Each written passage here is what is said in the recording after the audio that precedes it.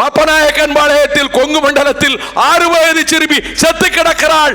கண்டுபிடிக்கிறார்கள், பாலியல் வன்கொடுமைக்கு ஆளாக்கப்பட்டு செத்து கிடக்கிறாள்.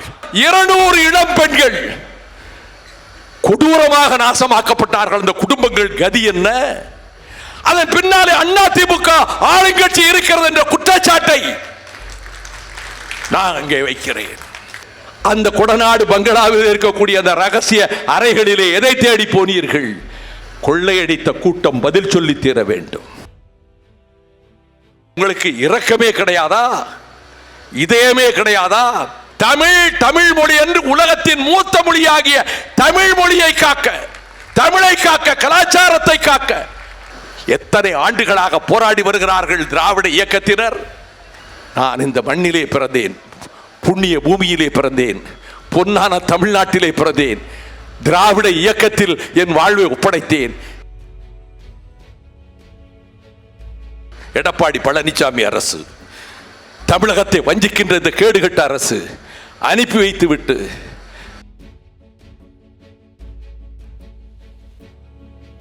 நாங்கள் நாதியற்றவர்களா? 13 பேரையும் உச்சந்தலையிலும் மார்பு பகுதியிலும் சுட்டுக் கொண்டது premeditated cold blooded murder. Sterlite கம்பெனியினுடைய கூலிப்படையாக மாற்றி 13 பேரை சுட்டுக் கொண்டீர்களே, நீதி கிடையாதா? நான் சுப்ரீம் கோர்ட்டிலே கேட்டேன். சின்னஞ்சிறு சிறுமிகள் உயிர் பாதுகாப்பாக முடியவில்லை. மாலை பத்திரிகையிலே பார்க்கிறேன், பாப்பநாயக்கன் பாளையத்தில் கொங்கு மண்டலத்தில் 6 வயது சிறுமி செத்து கிடக்கிறாள். கண்டுபிடிக்கிறார்கள், பாலியல் வன்கொடுமைக்கு ஆளாக்கப்பட்டு செத்து கிடக்கிறாள். அந்த பொள்ளாச்சியிலே தான் 200 இளம் பெண்கள் கொடூரமாக நாசமாக்கப்பட்டார்கள். அந்த குடும்பங்கள் கதி என்ன? அதன் பின்னாலே அதிமுக ஆளுங்கட்சி இருக்கிறது என்ற குற்றச்சாட்டை நான் அங்கே வைக்கிறேன். அதனால் தான் என்ன மர்மம், திடுக்கிடும் மர்மம். குடநாட்டிலே கொலை, பங்களாவுக்கு வந்தவர்கள் கொலை, விசாரிக்க போனவர்கள் வரிசையாக அந்த இடத்துக்கு 13 கொலையாளிகளை கொண்டு வந்தான் கனகராஜ் டிரைவர். 5 பேர் கொல்லப்பட்டார்கள். இதன் மர்மம் என்ன? அந்த கொடநாடு பங்களாவில் இருக்கக்கூடிய அந்த ரகசிய அறைகளிலே எதை தேடி போனீர்கள்? கொள்ளையடித்த கூட்டம் பதில் சொல்லி தீர வேண்டும். நான் 2 கேள்விகளை நரேந்திர மோடி அவர்களை பொறுத்து கேட்கிறேன். மேகதாட்டுவிலே அணை கட்டுவதற்கு திட்டம் வகுத்து கொடுத்ததே உங்கள் அரசுதான். பாரதிய ஜனதா கட்சி அமைச்சருடைய வீட்டில் 2014 டிசம்பர் 7-8 தேதிகளில் பாக்கு உற்பத்தியாளர்கள் மாநாடு என்று வெளியிலே ஒரு பெரிய விளம்பர பலகையை தொங்க விட்டுவிட்டு பாரதிய ஜனதா கட்சியினுடைய எம்பிக்கள் மந்திரிகள் கூட்டத்தில் சுற்றுச்சூழல் அமைச்சர் பிரகாஷ் ஜவடேகர் கலந்து கொண்டு, நீங்கள் மேகதாட்டுவிலே துணிந்து அணை கட்டுங்கள், நாங்கள் வெளிப்படையாக முதலில் அனுமதி கொடுக்க மாட்டோம், ஆயத்த வேலைகள் நடக்கட்டும் என்று சொல்லி 5912 கோடி ரூபாய் அந்த அரசு ஒதுக்கீடு செய்து சட்டமன்றத்தில் அறிவித்தது மட்டுமல்ல, அணை கட்டுவதற்குரிய அத்தனை பொருள்களும் ஆயத்த நிலையிலே கொண்டு வந்து குவிக்கப்பட்டு விட்டன. சில நாட்களிலே அணை கட்டி தொடங்க போகிறார்கள். இந்த அணை கட்டப்பட்டால் 25 லட்சம் ஏக்கர் பாசனம் அடியோடு தஞ்சை தரணியிலே பாழாகும். எங்கு நோக்கிலும் சென்னல் வயல்கள், செழும் கரும்பு தோட்டங்கள், மா பலா வாழை என்று இயற்கையின் சௌந்தரியத்திலே பல்லாயிரக்கணக்கான ஆண்டுகளாக செழித்து கிடந்ததே. மண்டினி ஞாலத்து வாழ்வோருக்கெல்லாம் உண்டு கொடுத்தோர் உயிர் கொடுத்தோர் என்ற அட்சய பாத்திரமாக திகழ்ந்ததே, அது பிச்சை பாத்திரமாகும். எலும்பும் தோலுமாக எத்தியோப்பிய நாட்டு பிள்ளைகளைப் போல நமது பிள்ளைகள், நமது வருங்கால சந்ததிகள் வாழ்விழந்து தவிக்கின்ற துயரமும் எங்கே போவார்கள்? பஞ்சை பராரிகளாக, அகதிகளாக எங்கே போவார்கள்? இந்த பேராபத்து வந்திருக்கக்கூடிய நிலையில் இதற்கு நோக்கம் என்ன? ஒரு சொட்டு தண்ணீர் வராது மேகதாட்டிலே அணை கட்டிவிட்டால் மேட்டூருக்கோ ஒகேனக்கலுக்கோ. அப்படி யாரால் இந்த நிலங்களை விற்க வேண்டிய நிலைமைக்கு விவசாயிகள் தள்ளப்படுவார்கள். இந்த நிலங்களை அதானி அம்பானி கம்பெனிகள், கார்பரேட் கம்பெனிகள், நரேந்திர மோடிக்கு வேண்டிய கார்பரேட் கம்பெனிகள், விவசாயிகள் இந்த நிலங்களை விலைக்கு வாங்குவார்கள். கரும்பு பயிரிடவா, வாழைத்தோப்பு பாடவா, தென்னந்தோப்புக்கா? இல்லை. பூமிக்கடியில் இருக்கக்கூடிய hydro carbon, methane, sale case போன்ற எரிவாயு திட்டங்கள் மூலம் இந்திய அரசுக்கு வருடத்துக்கு லட்சக்கணக்கான கோடிகள் பணம் குவியும். கார்ப்பரேட் கம்பெனிகளுக்கு ஆயிரக்கணக்கான கோடிகள் லாபம் கிடைக்கும். ஆனால் அடியோடு அழிந்து போகும் தமிழகத்தினுடைய பெரும்பகுதி. இதன் நோக்கம் என்ன? நாங்கள் செய்த பாவம் என்ன? கஜா புயலில் 89 தமிழர்கள் மடிந்தார்களே, எல்லாம் இழந்து தென்னந்தோப்புகள் எல்லாம் தென்னை மரங்கள் உடைந்து நொறுங்கி கண்ணீர் கம்பளைவாக அந்த மக்கள் கதறி கொண்டிருந்தார்களே, இந்திய நாட்டு பிரஜைகள் இல்லையா? நரேந்திர மோடி அவர்களே, உங்களுக்கு இரக்கமே கிடையாதா? இதயமே கிடையாதா? நாங்கள் என்ன பாவம் செய்தோம்? ஒரு வார்த்தை அனுதாப சொல்லுண்டா? ஆறுதல் சொல்லுண்டா? உலகமெல்லாம் சுற்றி வருகிற நீங்கள் இந்த தஞ்சை தரணியை வந்து பார்த்து விட்டு போக முடியாதா? உங்கள் உள்ளக்கடக்கையும் RSS உள்ளக்கடக்கையும் இந்த பாரதிய ஜனதா கட்சியை இயக்குகின்ற சங் பரிவார் கூட்டத்தின் உள்ளக்கடக்கையும் தமிழ் மொழி என்று உலகத்தின் மூத்த மொழியாகிய தமிழ் மொழியை காக்க, தமிழை காக்க, கலாச்சாரத்தை காக்க எத்தனை ஆண்டுகளாக போராடி வருகிறார்கள் திராவிட இயக்கத்தினர். இந்த பண்பாடு, நாகரீகம், மொழி, இனம், உணர்வு கொண்ட தமிழகத்தினுடைய இந்த எண்ணங்களை சிதைப்பதற்கு திராவிட இயக்கத்தை சிதைக்க வேண்டும். தமிழகத்தை பட்டினி பிரதேசமாக மாற்ற வேண்டும். இல்லை என்றால் கேரளத்திலே நீங்கள் ஒரு இடத்திலே கூட ஜெயிக்க முடியாது.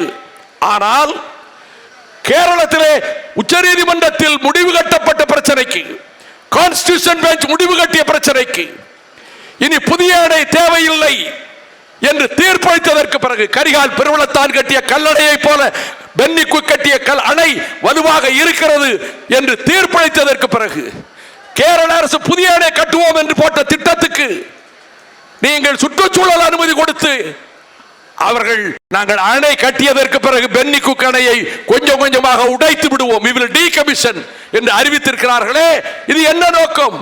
கேரளத்திலே நீங்கள் ஓட்டு வாங்குவதற்காக அல்ல, எங்கள் தாய் தமிழகத்தை அழிப்பதற்காக. நான் இந்த மண்ணிலே பிறந்தேன், புண்ணிய பூமியிலே பிறந்தேன், பொன்னான தமிழ்நாட்டிலே பிறந்தேன், திராவிட இயக்கத்தில் என் வாழ்வை ஒப்படைத்தேன். என் இந்த நாட்டின் எதிர்காலத்தை பற்றிய கவலையிலும் அச்சத்திலும் பேசுகிறேன்.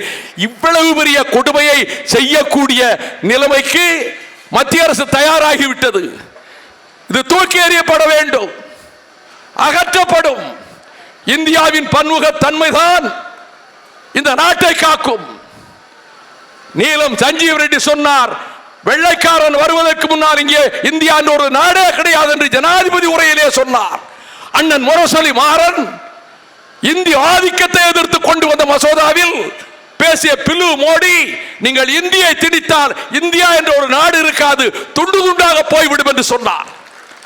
ரத்தமும் கண்ணீரும் சிந்தி காப்பாற்றிய திராவிட இயக்கம் எதிர்காலம் பேர் ஆபத்தாக வருகிற போது தமிழர்கள் 13 பேர் காக்கை குருவினை சுடுவதை போல சுட்டுக் கொண்டார்களே தூத்துக்குடியில், அவர்கள் செய்த பாவம் என்ன?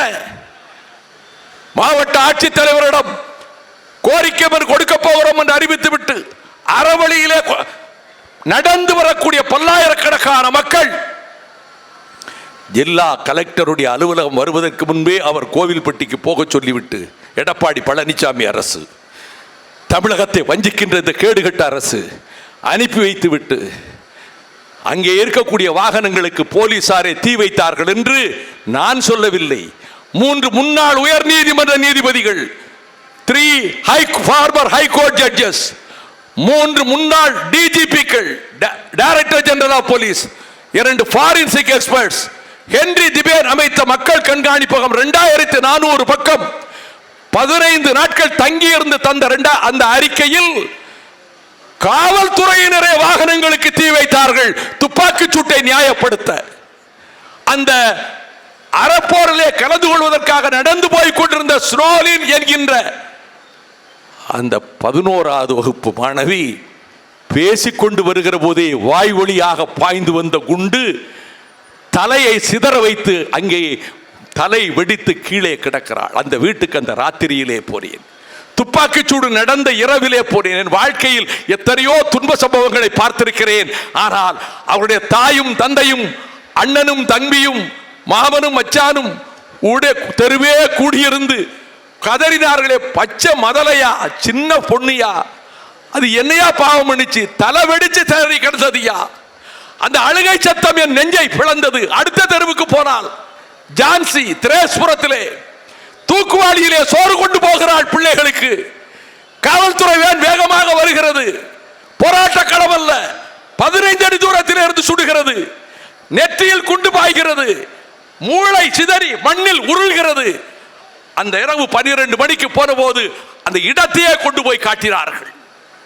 ஐயோ, நாங்கள் என்னப்பா, நாங்கள் இந்த நாட்டிலே நாங்கள் என்ன பாவம் செய்தோம்? எங்களுக்கு நீதி கிடையாதா? நாங்கள் நாதியற்றவர்களா? 13 பேரையும் உச்சந்தலையிலும் மார்பு பகுதியிலும் சுட்டுக் கொன்றது. premeditated cold blooded murder, திட்டமிட்ட படுகொலை செய்தது இந்த கொலைபாதக அரசு, செய்தது இந்த எடப்பாடி பழனிசாமி அரசு. காவல்துறையிலே கனவான்கள் இருக்கிறார்கள், கண்ணிய மிக்கவர்கள் இருக்கிறார்கள், மனிதநேயம் கொண்டவர்கள் இருக்கிறார்கள். காக்கி சட்டைகளுக்குள்ளும் மனிதாபிமானம் இருக்கிறது, இல்லை என்று சொல்லவில்லை. ஆனால் தேர்ந்தெடுத்து கூலிப்படையாக, ஸ்டெர்லைட் கம்பெனியினுடைய கூலிப்படையாக மாற்றி 13 பேரை சுட்டுக் கொண்டீர்களே, நீதி கிடையாதா? நான் சுப்ரீம் கோர்ட்டிலே கேட்டேன், பசுமை தீர்ப்பாயத்திலே கேட்டேன். தூத்துக்குடி பூமியிலே சிதறிய ரத்த துளிகள் இங்கே நீதி கேட்கின்றன. The blood spilled on the spine of Tuticorin cries for justice in this court. இன்றைக்கு உங்களிடம் நீதி கேட்கிறேன். இந்த கொலைபாதக அரசு, நம் பிள்ளைகள், நமது குடும்பத்தினர் இப்படி கொல்லப்பட்டார்களே. தமிழ்நாட்டை பொறுத்தமட்டில் தமிழகத்தினுடைய வாழ்வாதாரங்களையும் உரிமைகள் அனைத்தையும் மத்திய அரசின் காலடியிலே போட்டு கைகட்டி சேவகம் செய்கிற ஒரு கொத்தடிமை அரசாக இருக்கக்கூடிய எடப்பாடி பழனிசாமி அரசை தூக்கி எறிய வேண்டும் என்று சூளுரைப்பதற்காகவே இந்த மாபெரும் கூட்டத்திலே திரண்டிருக்கின்றார்கள். இந்த சென்னை மாநகரத்து மக்களுக்கு சொல்லுகிறேன், 100% 300% வரை சொத்து வரியை உயர்த்தினார்கள். 200% வரை தண்ணீர் வரியை உயர்த்தினார்கள். குடிப்பதற்கு தண்ணீரே வரவில்லை, ஏன் வரி கேட்கிறீர்கள் என்று கேட்டால், கழிவுநீர் குழாயை நாங்கள் அடைப்போம் உடைப்போம் என்கிறார்கள். வேலையில்லா திண்டாட்டத்தால் இந்தியாவிலேயே அதிகமான பட்டதாரிகள் வேலை இழந்து தவிக்கிறார்கள் என்று இந்திய நாட்டினுடைய புள்ளியியல் துறை தெரிவிக்கின்றது. 6.2% பேர் இங்கே வேலை இல்லாமல் தவிக்கின்றார்கள். ஊழல் மலிந்த அரசு. பருப்பு கொள்முதல் செய்வதிலே 400 கோடி ஊழல். 2000 ஆம்னிபஸ் அந்த பேரத்திலே 300 கோடி ஊழல். உள்ளாட்சி அமைப்புகளிலே ஊழல், டெண்டர் விடுவதிலே ஊழல், ஊழல் மயமாகி கல்வித்துறையிலே ஊழல், துணைவேந்தர்கள் நியமனத்தில் ஊழல் என்று ஊழல் கோட்டையாக மாறிவிட்ட காரணத்தால் மத்திய அரசுக்கு அஞ்சி நடுங்கி ஆர்கே நகர் இடைத்தேர்தலின் போது அமைச்சர் வீட்டுக்குள்ளே அமலாக்கத்துறை நுழைந்ததே, தலைமை செயலகத்திலேயே சோதனை நடந்ததே. எனவே அங்கமெல்லாம் பதறி உச்சி முதல் உள்ளங்கால் வரை நடுக்கம் எடுத்த முதலமைச்சரும் அவரது கூட்டமும் தமிழகத்தை நோக்கி வருகிற அபாயங்களை தடுப்பதற்கு எந்த எண்ணமும் இல்லாமல் இருக்கிறார்கள். ஆலயங்களுக்கு செல்லுகிற பக்தர்கள் திருமுருகன் கோவிலுக்கும் சிவன் கோவிலுக்கும் வைணவ திருத்தலங்களுக்கும் தேவார மூவர்களும் 63 நாயன்மார்களும் 12 ஆழ்வார்களும் தமிழுக்கு பெருஞ்சிறப்பு செய்ததை போல அதை எண்ணி பார்த்து அந்த ஆலயங்களுக்கு செல்லுகிற மக்களை போலவே தமிழுக்கு அருந்தொண்டாற்றி தமிழ் மக்களுக்கு அருந்தொண்டாற்றுகின்ற இஸ்லாமிய சமுதாய மக்கள் நபிகள் நாயகம் அண்ணல் முகமது ஸல்லல்லாஹு அலைஹி வஸல்லம் அவர்களை நெஞ்சிலே நிறுத்தி மாங்கோலி கேட்கும் வேளையெல்லாம் தொழுகைக்கு செல்லுகிறார்களே அது இஸ்லாமிய பெருமக்கள். கிறிஸ்தவ தேவாலயங்களிலே ஜெபிக்கிறார்களே கிறிஸ்தவ பெருமக்கள். இவர்கள் அனைவரும் சமணர்களும் சீக்கியர்களும் பௌத்தர்களும் பகுத்தறிவாதிகளும் இணைந்து இருக்கக்கூடிய இந்திய உபகண்டத்தினுடைய எதிர்காலம் கேள்விக்குறியாகி இருக்கிறது. பாசிச வெறியாட்டம் போடுகிற கூட்டம், நரேந்திர மோடியின் கூட்டம், பெனிட்டோ முசோலினிடம் பயிற்சி எடுத்த மூஞ்சே வழிகாட்டிய வகையிலே திட்டங்களை அமைத்த கோல்வால்கரின் கூட்டம், 48 மகாத்மா காந்தியை சுட்டுக் கொண்டார்களா? இல்லை, இன்றைக்கும் சுடுகிறோம்.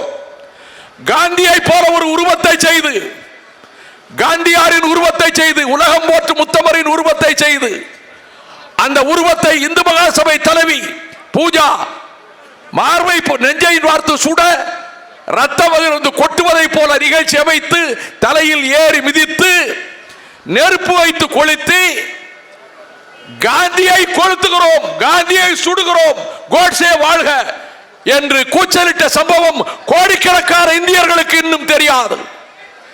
இந்த ஆபத்து சாதாரணமானதல்ல.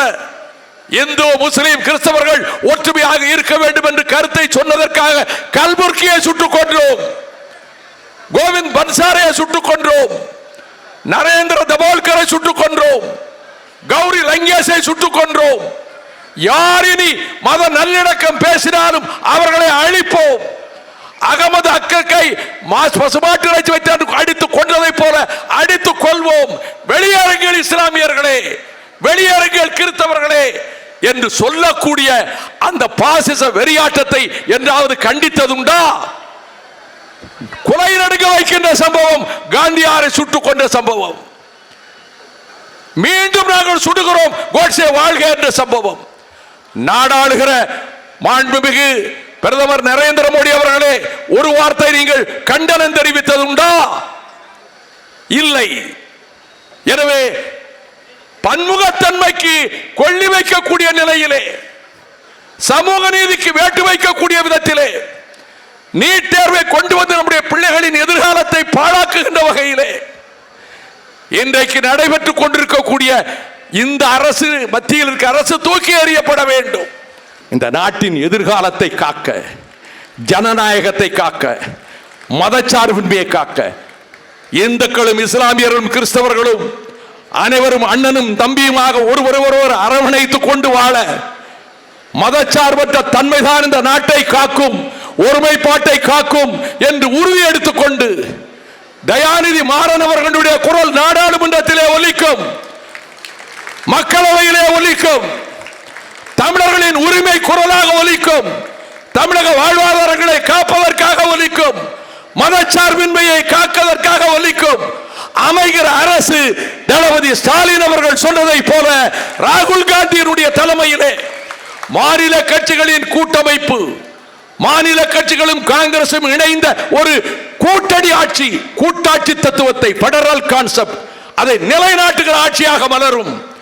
இங்கே 18 சட்டமன்ற தொகுதி இடைத்தேர்தலிலும் அதிமுக படுதோல்வி அடையும், திராவிட முன்னேற்ற கழகம் மகத்தான வெற்றி பெறும். மாற்றங்களின் ஆண்டு 2019, மத்தியிலும் ஆட்சி மாற்றம், மாநிலத்திலும் இந்த ஆட்சி தூக்கி எறியப்பட்டு மாண்புமிகு தளபதி ஸ்டாலின் அவர்கள் தலைமையில் திராவிட முன்னேற்ற கழக ஆட்சி மலரட்டும், மலரட்டும், வெல்லட்டும் உதயசூரியன், வெல்லட்டும் உதயசூரியன், உழைப்போம், வெல்லட்டும் உதயசூரியன். நன்றி, வணக்கம். எனக்கு பார்த்தீங்கன்னா ஏதாவது வாடிக்கையாளர் சார்ந்த அழைப்புகள்லாம் வந்துச்சுன்னா ஒன்று இந்தியில் பேசுகிறாங்க, இல்லைன்னா ஆங்கிலத்தில் பேசுகிறாங்க. நான் ரொம்ப உறுதியாக இருப்பேன், எனக்கு தமிழ் தான் தெரியும், தமிழில் பேசுங்கன்னே சொல்லிக்கிட்டே இருப்பேன், மீண்டும் மீண்டும் சொல்லிக்கிட்டே இருப்பேன், 10 தடவை 5 தடவை சொல்லுவேன். அப்புறம் பார்த்தீங்கன்னா ஒரு 5 நிமிடம் கழித்து ஒரு அழைப்பு, உங்கள்கிட்ட தமிழில் பேசணும்னு சொல்லி யாரோ ஒருத்தங்க அரைகுறை தமிழில் கூட பேசுவாங்க. எனவே இங்கே நம்ம என்ன செய்ய வேண்டிய